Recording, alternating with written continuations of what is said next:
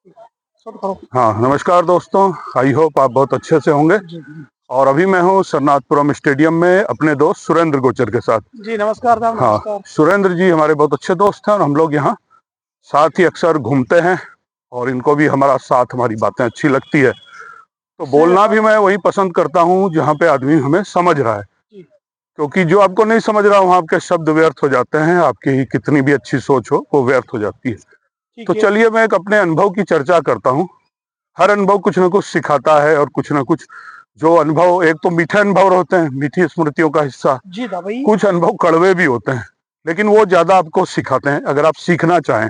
नहीं सीखना चाहें तो फिर तो आप ठोकर खाते रहिए, है ना, और चलते रहिए। जबकि हर चीज एक सबक होती है अगर कोई अनुभव आपके हिसाब से नहीं है तो मैं एक स्कूल में टीचर था, ये प्रतापगढ़ जिले में। प्रतापगढ़ उत्तर प्रदेश में भी है, मध्य प्रदेश में भी है, महाराष्ट्र में भी है और राजस्थान में भी है। तो मैं जिस प्रतापगढ़ की बात कर रहा हूँ वो राजस्थान में है, चित्तौड़गढ़ से आगे जब हम कोटा से चलते हैं। तो एक प्राइवेट स्कूल में मैं सोशल स्टडी का टीचर रहा कुछ समय।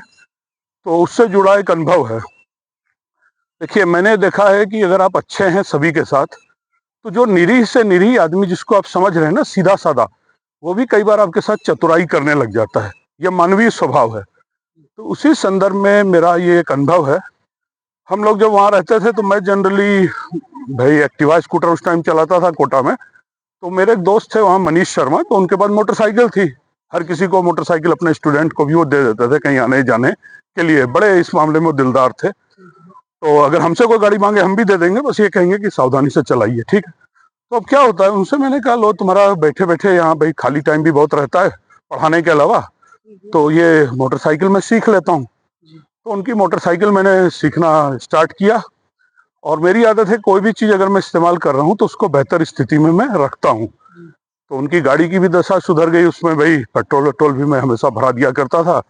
और कोई अगर छोटी मोटी टूट फूट है, मरम्मत है, कोई इंडिकेटर खराब है तो उसको भी सही करा दिया करता है, क्योंकि मेरी नेचर है कोई भी चीज हो तो एक सही सिस्टम से रहना चाहिए। तो वहां हमने देखा कि जैसे पेट्रोल भराया शाम को, भाई 300-250 रुपए का पेट्रोल है ना, और अगले दिन देखा तो गाड़ी में पेट्रोल ही नहीं, या बिल्कुल नाम मात्र का पेट्रोल। मैंने कहा यार ये क्या प्रेत लीला है।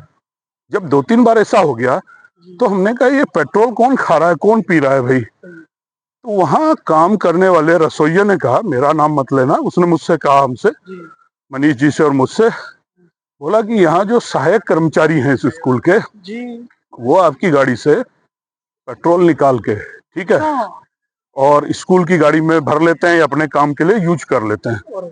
तो ये सुन के मुझे बड़ा झटका लगा, क्योंकि मेरा व्यवहार जो सहायक कर्मचारी के साथ था, मेरा और ये दोस्तों का, बहुत अच्छा था। आते थे तो बराबरी पे उनको बिठा के कुछ ना कुछ खिलाना पिलाना, जो मेरी नेचर रही है। बाजार में मिल जाए तो वहां भी कुछ खिला पिला मैं उनको दिया करता था।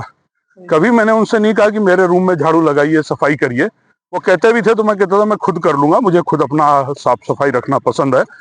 और अच्छा सम्मानजनक व्यवहार हमने किया। और वहीं पे एक टीचर था कोई दक्षिण भारत का, जिसके वो सफाई कर्मचारी रात दिन सेवा करते थे, कपड़े भी धो देते थे। उसको गाड़ी चलाना नहीं आता था तो अपनी गाड़ी पे, स्कूल की गाड़ी पे बिठा के बाजार वाजार घुमाने भी ले जाते थे उसको। हाँ, अब होता क्या है कि वो जो टीचर है, उन सफाई कर्मचारी के अच्छे व्यवहार के बदले हमेशा उनकी शिकायत ही डायरेक्टर से करते रहता था।